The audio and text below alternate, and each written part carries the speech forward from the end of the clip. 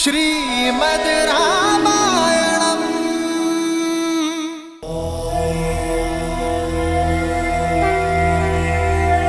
सुलोचना की सहायता और मेघनाद के शौर्य से रावण का विद्युत जीवा को पाने का लक्ष्य पूर्ण होने जा रहा था।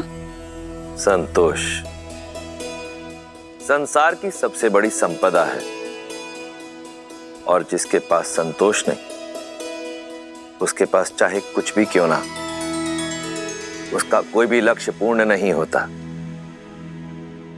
पाताल लोक में जाने के पीछे रावण की मंशा केवल अपने शत्रु विद्युत जीवा के प्राण हरना ही नहीं थी, अपितु उसे कुछ और भी चाहिए था। वहीं दूसरी ओर थे श्री राम, जिन्हें इस बात का संतोष था कि उन्होंने अपने पिता दशरथ और रघुकुल की मर्यादा का मान रखा था। जहां रावण सब कुछ पाने की इच्छा से अधर्म के मार्ग की ओर बढ़ रहा था, वहीं श्री राम सब कुछ त्याग कर धर्म के मार्ग की ओर बढ़ रहे थे।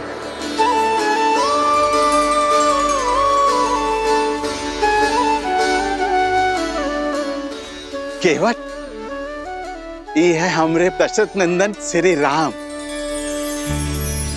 और ये है सीता माता।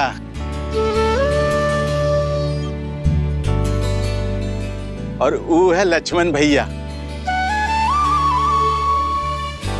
इको गंगा पार कराने का दायित्व अब तुम्हारा है। भली प्रकार से जाना था इन्हें। भगवान शिव का धनुष उठाकर भंग करने वाले राम।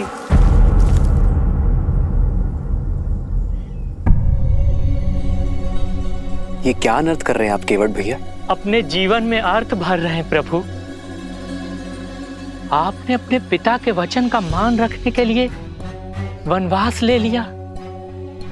ऐसे पुत्र का चरण स्पर्श करना तो पुण्य का काम है प्रभु। नहीं केवट भैया, मैं आपको चरण स्पर्श की अनुमति नहीं दे सकता। काहे प्रभु? आपके चरण स्पर्श काहे नहीं कर सकते हैं? हम छोटे कुल के हैं इसलिए।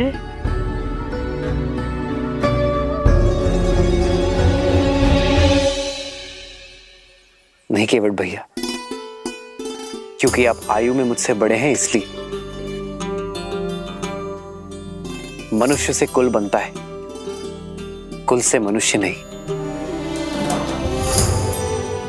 और जैसे स्वयं प्रभु जीवों को संसार का सागर पार करवाते हैं, वैसे ही आज आप हमारे लिए हैं। हमें गंगा पार करवा दीजिए केवट भैया, आप हमारे लिए आदरणीय हैं। लेकिन फिर भी आपका चरण पखारे बिना हम आपको अपनी नैया में नहीं बैठाएंगे। केवट भैया, भैया कह रहे हैं ना कि वो आपसे चरण स्पर्श नहीं करवा सकते, फिर आप। नहीं भैया नहीं, हम प्रभु के बिना पग पखारे अपनी नैया में नहीं बैठाएंगे बस। ये हट का कोनो कारण तो होगा केवट? अरे बहुत ही बड़ा कारण है निषाद राज। इनके चरणों की धूल में माया है, माया। पाथर की मूरत को पांव की धूल लगी तो वो स्त्री बन बैठी। अरे कहीं हमारी नैया भी स्त्री बन बैठी तो? केवट भैया, मैं भी आप ही की तरह एक साधारण मनुष्य हूं। हमें ये गंगा पार करवा दीजिए। मैं वचन देता हूं आपकी नाव को कुछ नहीं होगा। तो हम भी कह रहे हैं ना, हमें अपने पांव धो लेने दो। दोहरी मार मारे जाएंगे प्रभु। एक ही नैया है हमरी, कहीं वो स्त्री बन गई तो पेट पालने का साधन तो जाएगा ही। घर पे हमारी पत्नी जीवित नहीं छोड़ेगी, कहेगी एक के रहते दूसरी ब्याह लाए। नहीं प्रभु नहीं, हम ये संकट मोल नहीं ले सकत हैं, नहीं। तो आप नहीं मानेंगे? जीवन भर लोगों को ई पार से ऊ पार तारते रहे। आज अपना जीवन तारने का अवसर मिला है तो कैसे खो दें प्रभु? ठीक है केवट भैया, मैं अपनी हार स्वीकार करता हूं।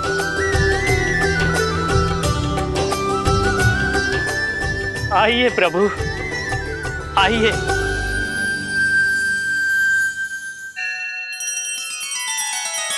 श्री रामचंद्र कृपालु भजुमन हरण भव भय दारुणम नव कंज लोचन कंज मुख कर कंज पद कंजारुणम।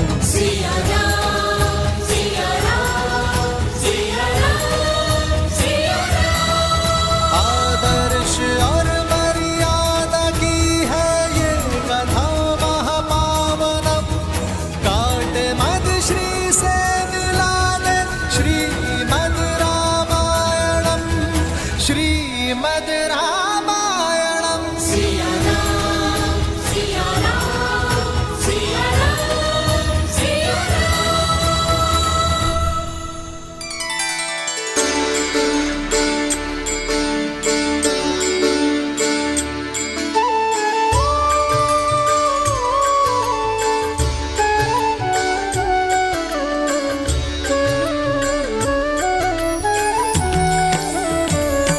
भज मन राम चरण सुखदाई, भज मन राम चरण सुखदाई, भज मन राम चरण सुखदाई, भज मन राम चरण सुखदाई, भज मन राम चरण सुखदाई, भज मन राम चरण सुखदाई।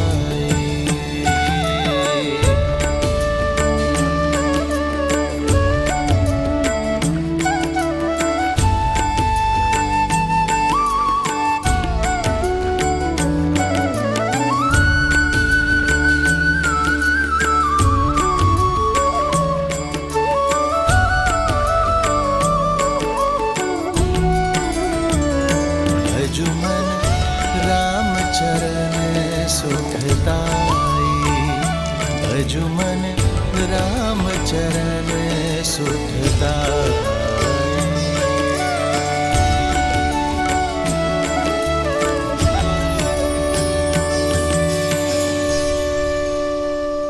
लीजिए प्रभु, आपकी गंगा धारा पार हो गई और आपकी सेवा करके हमारी जीवन धारा भी। आपकी सहायता के लिए बहुत बहुत धन्यवाद केवट भैया। इसे स्वीकार कीजिए। नहीं प्रभु नहीं, हम ही नहीं ले सकते हैं। लेना तो होगा केवट भैया, ये कार्य आप अपने परिवार के लिए करते हैं, पारिश्रमिक तो लेना होगा। प्रभु, कुछ कार्य परिवार के लिए नहीं, आत्महित के लिए किए जाते हैं प्रभु। एक बड़े भाई की भांति आपने हमारी सहायता की है। ये छोटा भाई बड़े मन से एक बड़े भाई को भेंट देना चाहता है, मना मत करिए केवट भैया। कुछ देना ही चाहते हैं तो पुनः दर्शन देने का आश्वासन देके जाइए। आप वचन दीजिए कि जब 14 वर्ष का वनवास काट कर लौटेंगे तो आपकी नैया हम ही खेएंगे प्रभु। वचन दीजिए।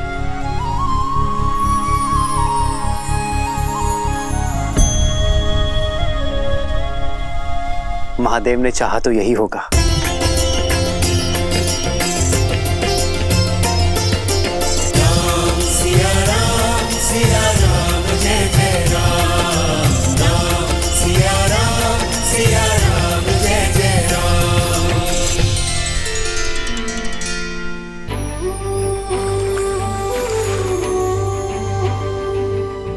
हे गंगा मैया, आप पावन पतित हो, हमें इतनी शक्ति और आशीष देना कि हम अपने धर्म मार्ग से कभी पतित ना हो।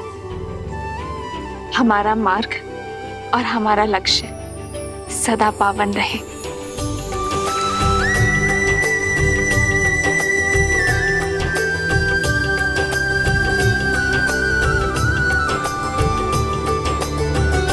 आओ सीता।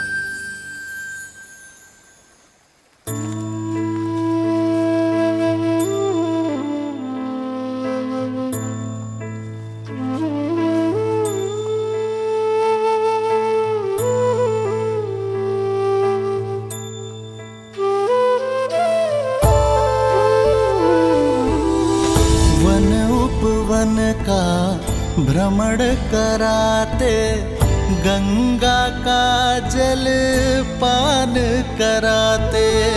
नियति कैसी सीते। कैसी विपदा लाई, नियति कैसी विपदा लाई। राम सिया राम जय जय राम। राम सिया राम जय जय राम। राम सिया राम जय जय राम। राम सिया राम जय जय राम। राम सिया राम जय जय राम। राम सिया राम जय जय राम। ओ राम सियावन पग पग फिरते, लक्ष्मण हर क्षण सेवा करते। कष्टन सहते, कष्टन सहते श्री रघुराई। कष्टन सहते श्री रघुराई।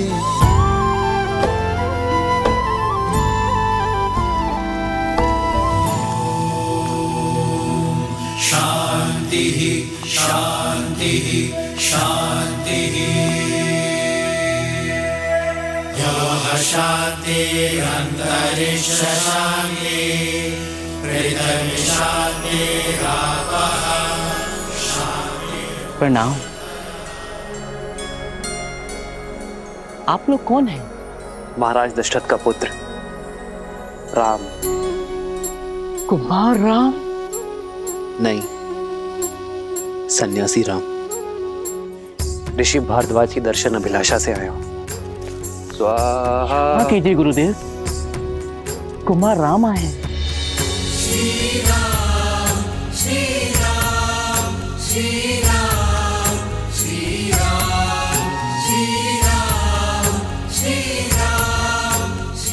प्रणाम ऋषिवर। आयुष्मान भव।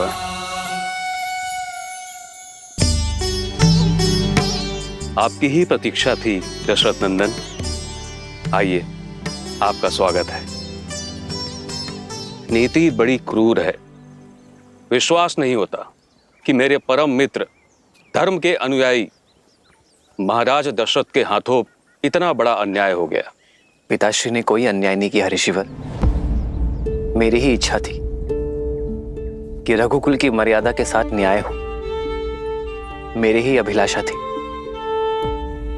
कि आप जैसे परम संतों के दर्शन का सौभाग्य मिले। स्थित प्रज्ञ हो तुम राम। तुम्हारा यही गुण तुम्हें विशेष बनाता है। अशुभ में भी शुभ ढूंढ लेते हो। तुम्हारा ये धैर्य, ये संयम शब्दों से परे है। कहो राम, धर्म की इस यात्रा में मैं क्या योगदान दे सकता हूं? अपना मार्गदर्शन देकर ऋषिवर। आप वन वनस्पति और वन जीवन के ज्ञाता हैं।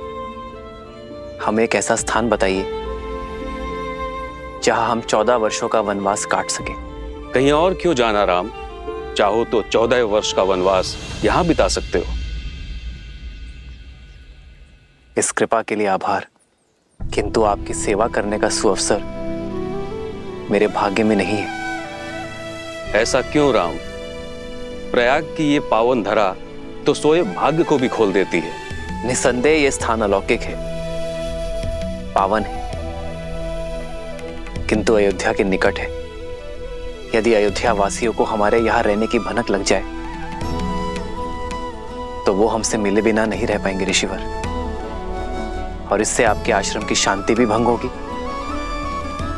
और मेरा उद्देश्य भी पूर्ण नहीं हो पाएगा। इसलिए आप हमें एक ऐसा स्थान बताएं जहां एकांत का संतोष मिले और ऋषियों की सेवा का सुख भी। तो फिर दंडक वन की ओर जाओ राम, जहां तुम्हें ऋषियों की सेवा का अवसर भी मिलेगा और उन्हें सताने वाले, उनकी साधना में विघ्न डालने वाले राक्षसों के अंत का पुण्य भी। जिस प्रकार तुमने वन को ताड़का के आतंक से मुक्त किया, वैसे ही दंडक आरण्य का भी उद्धार करो। मैं अभी तुम्हारे लिए मानचित्र बना देता हूं।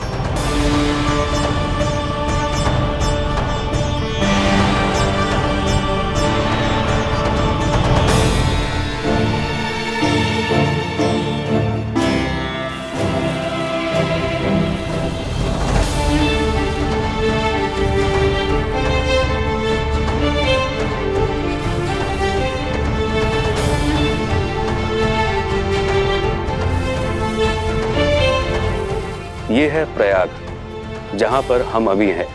यहां से यमुना पार कर धारा के साथ दक्षिण पश्चिम की दिशा की ओर बढ़ोगे, जब तक नागरोदा वृक्ष तक पहुंच ना जाओ।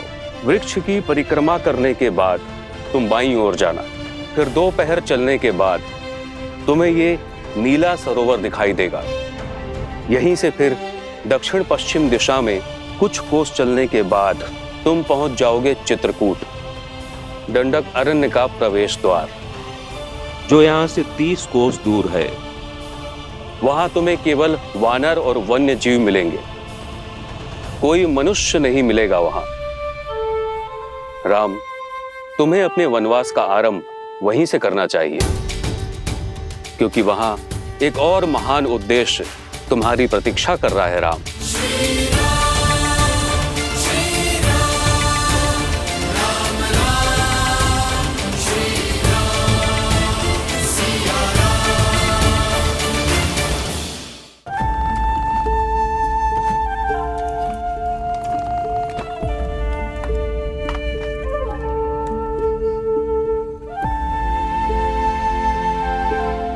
नौका तैयार है श्री राम। पिता को संतान से और राजा को अपनी प्रजा से दूर नहीं होना चाहिए। जाइए निषाद राज, आपकी संतान, आपकी प्रजा आपकी प्रतीक्षा कर रही है। हमारा साथ यही तक था। ऐसा ना कहिए, ये वन जितना सुंदर दिखत है उतना ही जटिल और घातक है। हम यहाँ पले बड़े हैं, हमको आपका मार्गदर्शन करने की अनुमति दीजिए। हमसे यही सुख ना ही छीनिए श्री राम।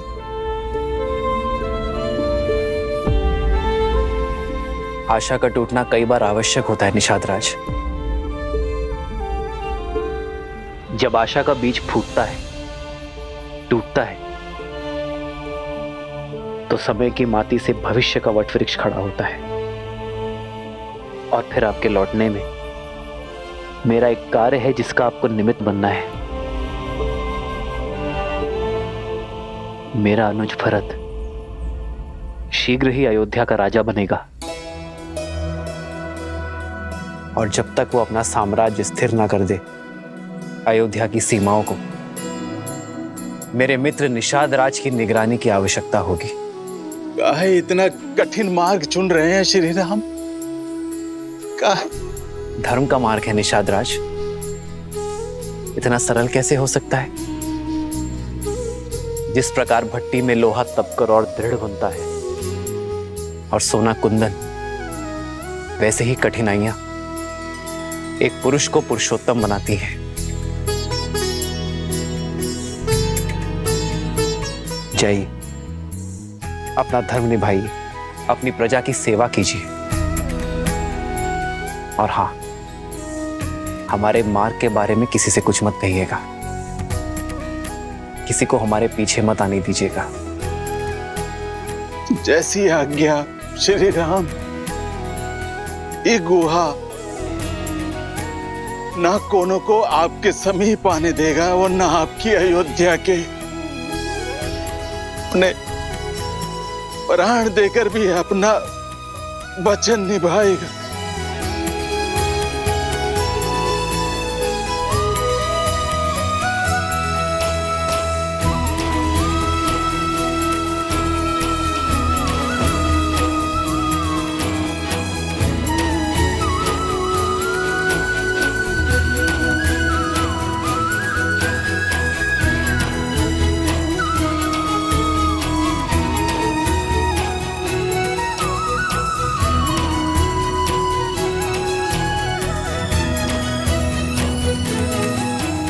आपका बहुत बहुत धन्यवाद निषाद राज।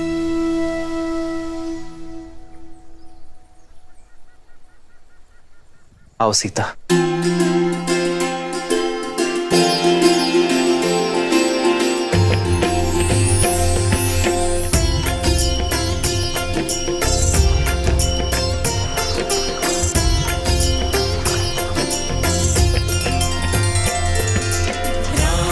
सिया राम जय जय राम, राम सिया राम जय जय राम।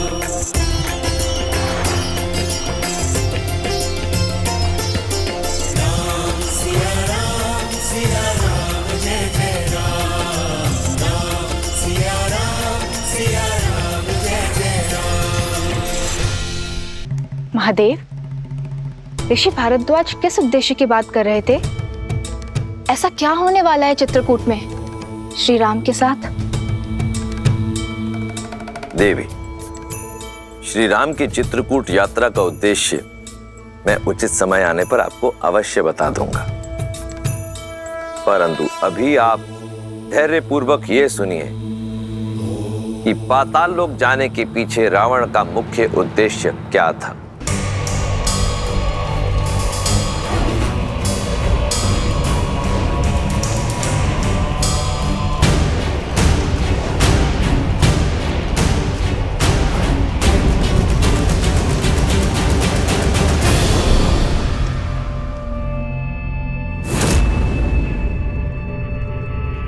हम दक्षिण की तरफ से आक्रमण करेंगे। एकदम चुप कर।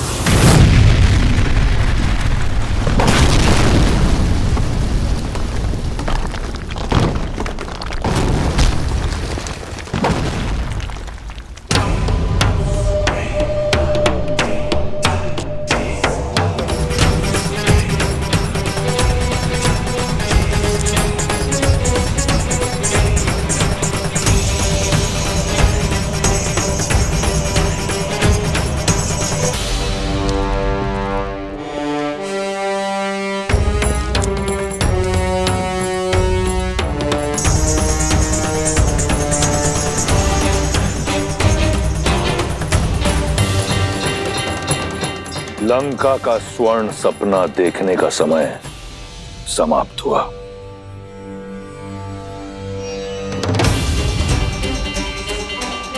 मार डालो इन सबको।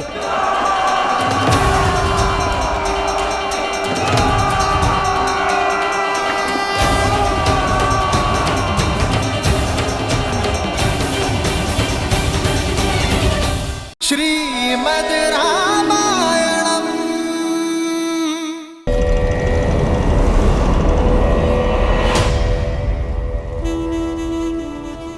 लंका का स्वर्ण सपना देखने का समय समाप्त हुआ। मार डालो इन सबको।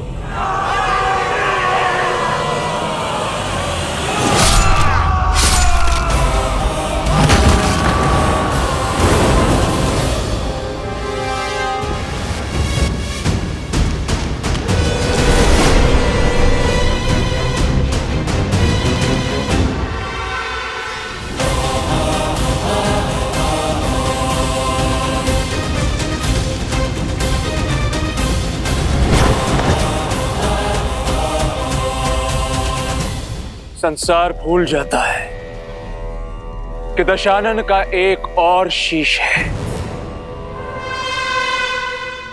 मैं मेघनाथ इस संसार में जब भी कोई मेरे पिताश्री के विरुद्ध खड़ा होगा, सबसे पहले मुझे अपने सामने पाएगा। मेघनाथ, मैं तुम्हारा संबंधी हूं। इसमें कोई संशय नहीं है कि संबंधी होने के नाते आप आदर के पात्र थे, किंतु जिस क्षण आपने मेरे पिताश्री को ललकारा, उन पर प्रहार करने का दुस्साहस किया, उसी क्षण आप केवल और केवल मेरे शत्रु बन गए। और ये इंद्रजीत कभी अपने शत्रुओं पर दया नहीं करता। तुम्हें मेरी शक्ति का अनुमान नहीं है।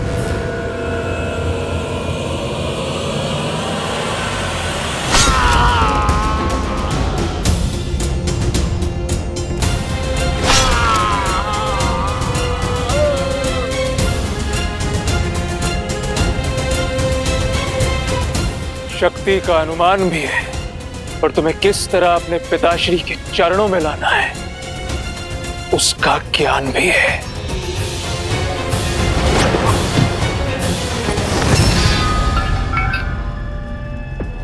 बहुत खेल खेल लिया विद्युत जीवा, अब इस खेल को समाप्त करने का समय आ गया है।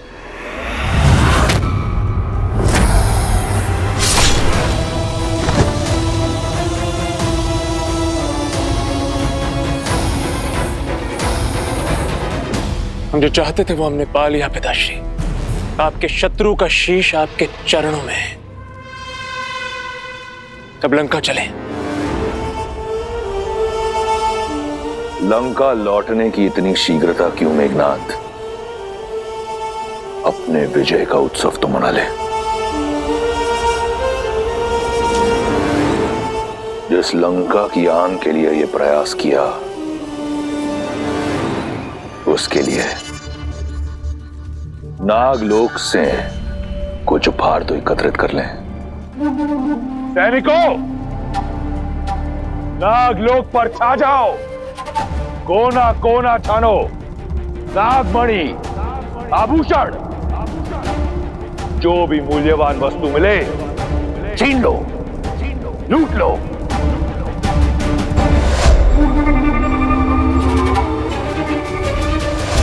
ये पाप मत कीजिए पिताश्री। नागमणि में नागों के प्राण, उनकी शक्ति बसती है। इसमें कोई पाप नहीं। लंका की सुरक्षा, लंका की समृद्धि मेरा धर्म है, और अगर उसके लिए कुछ नागों का बलिदान होता है तो इसमें कुछ अनुचित नहीं। नहीं पिताश्री, नहीं। सुलोचना भी इसी लोक से है। इस नाते नाग हमारे संबंधी हुए और हम उनके अतिथि हैं। ये नाग लोक में लूटपाट करना अतिथि धर्म के विरुद्ध है पिताश्री। अपने ससुराल से जमाई का भेंट लेना किसी मर्यादा के विरुद्ध नहीं। समझने का प्रयास कीजिए। मैंने तुम्हें यहां अपनी इच्छा की पूर्ति के लिए बुलाया। तुम्हें मुझसे प्रश्न करने की अनुमति नहीं। जैसा कहता हूं वैसा करो। जाओ। जो आज्ञा पिताश्री।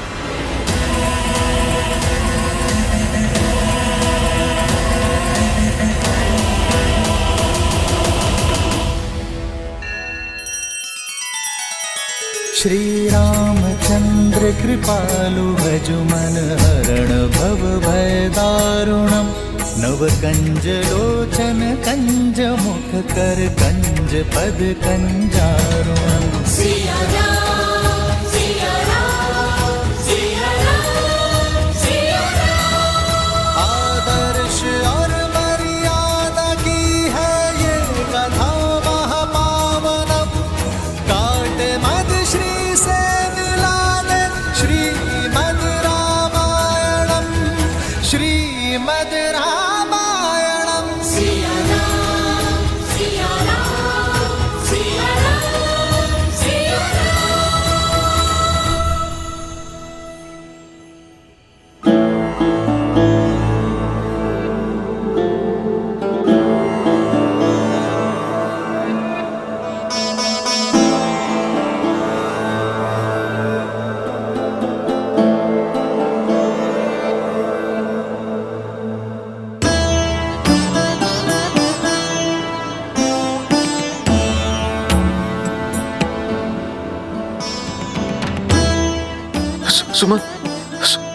सुमंत राम आ गया। सुमंत, मेरे राम लक्ष्मण सीता को लेकर। सुमंत अब तक नहीं लौटे महाराज।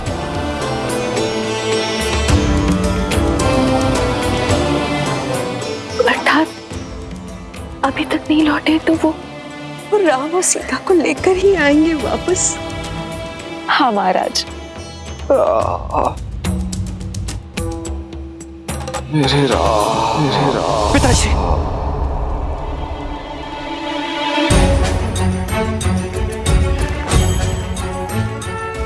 क्या हुआ भैया? सब ठीक तो है?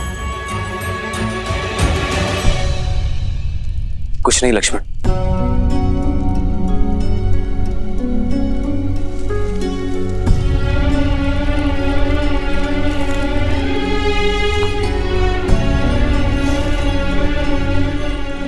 भाई को कुछ नहीं बताया कि उसे चिंता होगी, पर बाहर से तो अपनी मन की पीड़ा बांट सकते हैं ना आर्य। एक स्वप्न ने मुझे विचलित कर दिया सीता। ऐसा लगा जैसे पिताश्री मुझे पुकार रहे हैं। जानती हो सीता, आज तक किसी भी प्रकार के भय को मैंने अपने समीप नहीं आने दिया, किंतु न जाने क्यों पिताश्री को स्मरण करके वही भय मेरे हृदय को जकड़ रहा है। ऐसा अनुभव होता है जैसे अयोध्या पर संकट के घने बादल मंडरा रहे हैं।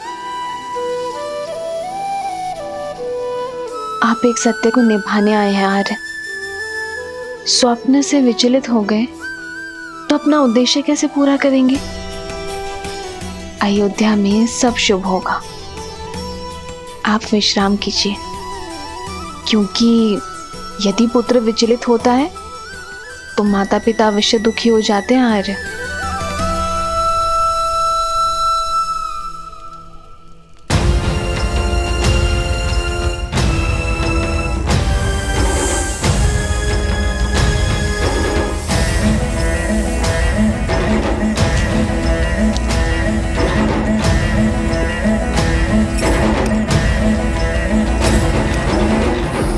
उत्तम, अति उत्तम।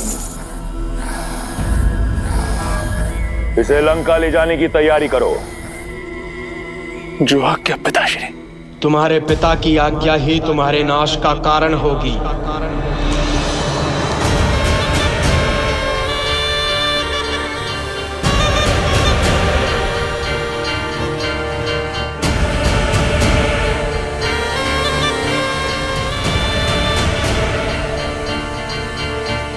जिसमें पाप और अधर्म के विरुद्ध लड़ने का साहस नहीं होता, वो भी उस पाप का भागीदार होता है।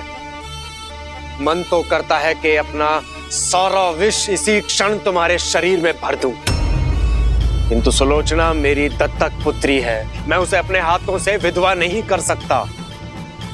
इसलिए मैं नागराज वासुकी तुम्हें यह श्राप देता हूं कि जिस प्रकार तुम्हारे पिता के आदेश से मेरे लोग मर रहे हैं, वैसे ही एक दिन तुम भी अपने पिता के आदेश से ही मृत्यु को प्राप्त होगे।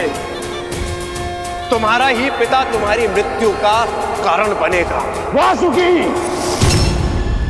मेरे समक्ष मेरे पुत्र को श्राप देने का दुस्साहस गजानन हूं मैं। काल भी मेरा दास है। इन्हें जाने दीजिए पिताश्री, हम पहले ही बहुत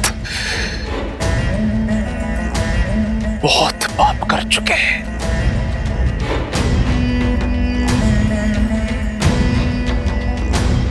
ये मेरी आपसे विनती है पिताश्री।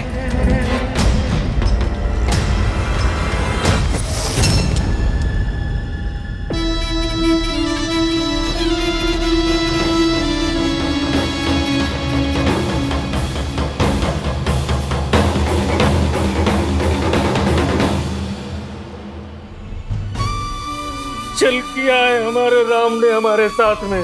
चल तो हमारी नेत्रों ने किया है हमारे साथ। 2 घड़ी निद्रा क्या लगी, हमारे राजा राम हमसे बिछड़ गए। हमारे जीवन को सुगम बनाने के लिए हमारे प्रभु श्री राम उस दुर्गम मार्ग में स्वयं ही चल पड़े हैं। हमारे राम हमें छोड़कर चले गए, इतने निष्ठुर कैसे हो सकते हैं?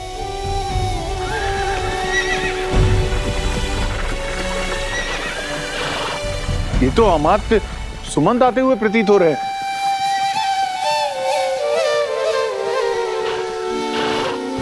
हमारे प्रभु लौट रहे हैं।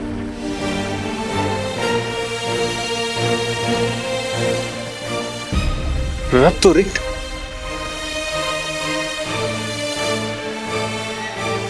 रथ पे तो केवल अमात्य हैं, हमारे राजा राम नहीं है।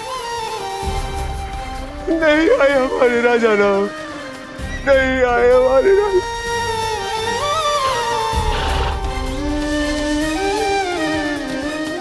आओ आओ कैकई, आओ। मंत्रा, हाँ? तुम मुझे रात्रि के इस पहर यहाँ क्यों लाई हो? उस सत्य का आभास कराने जो अब तक मेरा स्वप्न था। तुम्हारे निर्णय का परिणाम तुम्हें दिखाने। वो देखो, अवध का राज सिंहासन, जिस पर बैठने की कामना कभी इंद्र भी करते होंगे। कैकेयी, जरा सोचो, जब हमारा भरत उस सिंहासन पर बैठेगा तो क्या होगा? कितनी प्रसन्न होंगी तुम, कितना गर्व होगा तुम्हें। कैकेयी, तुम अपने कक्ष में अकेली बैठी कुर्सी रहती हो, ग्लानि में डूबी रहती हो, राम को वन भेजने के निर्णय पर संदेह करती हो। नहीं कैकेयी, नहीं, तुमने जो किया बिल्कुल सही किया, और भरत को अवध का नरेश बनाने में जो हो सकता है करो। अपने स्वप्न को संजोवो कैकेयी, अपने स्वप्न को संजोवो।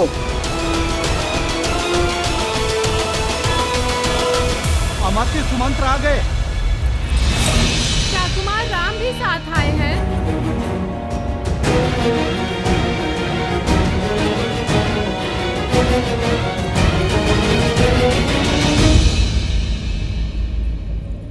अरे चल।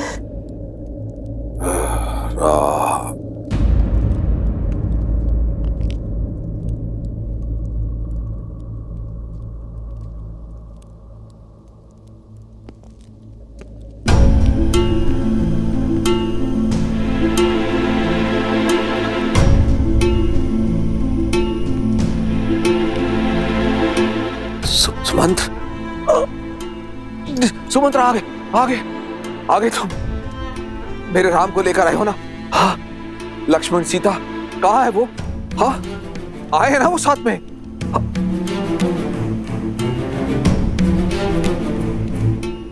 इस शुभ अवसर पर आप लोगों की आंखों में अश्रु? सुमंत्र अवश्य ही मेरे राम को लेकर आया है। उसने आज तक मेरे आदेश की अवहेलना नहीं की है। प्रतीत होता है राम सन्यासी वेश से बाहर आने में समय ले रहा। अब सुमंत, एक काम करो, राम से कहो कि युवराज के रूप में सज होकर आए और साथ में लक्ष्मण और सीता को भी लेके आए। मैं उनसे मिलने को आतुर हूं। जाओ जाओ जाओ, लेकर आओ उन्हें। खड़े क्यों हो सुमंत्र? जाओ ना, उनको लेकर क्यों नहीं आ रहे हो तुम? सुमंत्र, वो आए हैं ना सुमंत्र?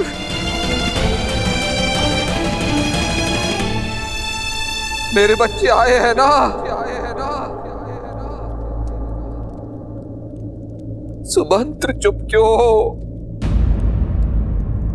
कहां है वो तीनों?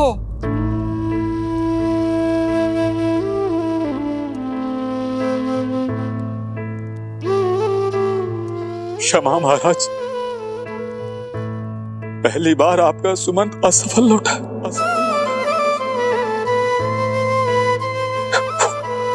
वो नहीं आए।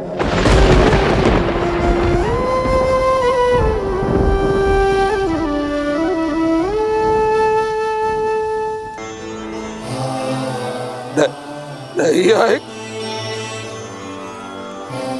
नहीं आए का क्या तात्पर्य है सुमंत्र? क्यों नहीं आए? क्यों लौटे हो सुमंत्र? किस अधिकार से लौटे हो? मेरी एक इच्छा पूरी नहीं कर पाए। मेरी कुलवधू, मेरी पुत्री सीता को भी नहीं ला सके। मैंने हर संभव प्रयास किया महाराज, किंतु वो नहीं माने। यही बात है, देख लेना, मेरा राम मेरी बात मानेगा। मुझे ले चलो, मैं जाऊंगा, मैं लेकर आऊंगा अपने राम को, मुझे ले चलो। मैं मनाऊंगा अपने राम को, मैं लेकर आऊंगा वापस उसे। भूल मेरी ही है कि मैंने सुमंत्र को राम को लाने के लिए भेजा। अब मैं स्वयं जाऊंगा और राम को लेकर ही लौटूंगा। चलो सुमन। आपके पुत्र हैं वो महाराज, रघुकुल के गौरव, रघुकुल के गौरव, नहीं लौटेंगे।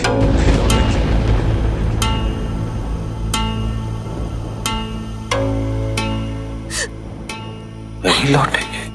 उनके गंगा पार करने के पश्चात मैं वहीं तट पर उनके लौटने की प्रतीक्षा कर रहा था।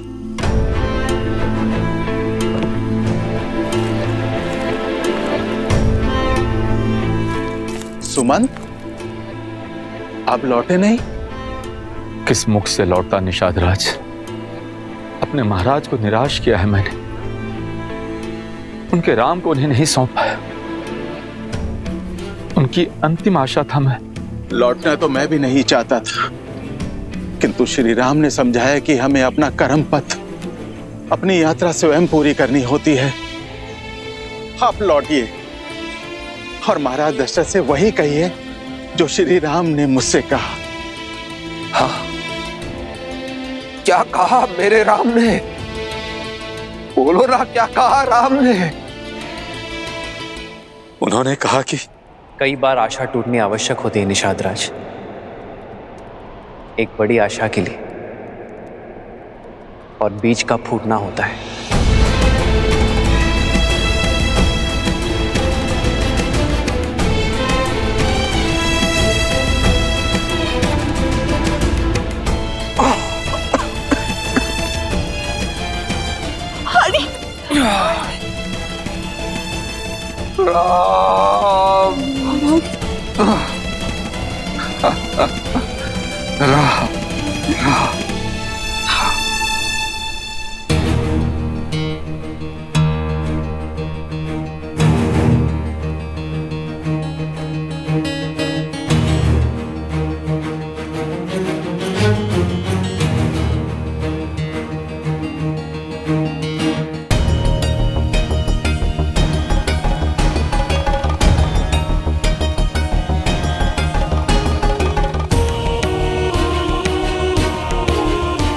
कौशल्या,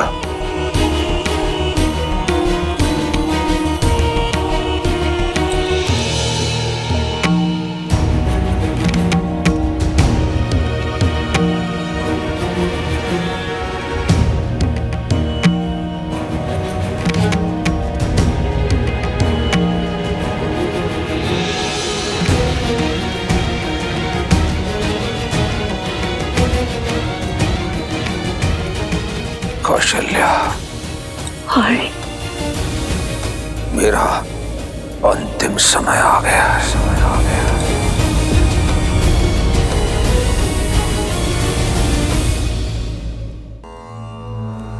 अपने अंत समय में अपने कर्मों का लेखा जोखा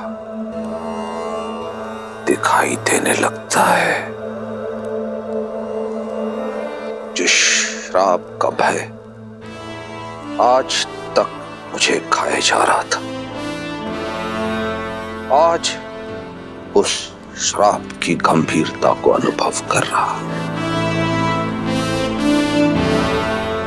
श्रवण के बूढ़े पिता को श्राप देते समय कैसी पीड़ा का अनुभव हुआ होगा, ये अब समझ में आ रहा।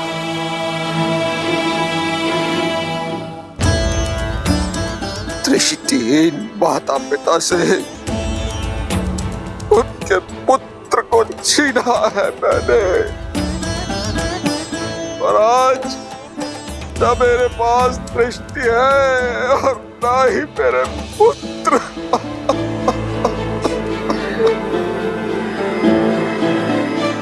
न्यासी दृष्टिहीन माता पिता को उनका पुत्र पानी नहीं मिला।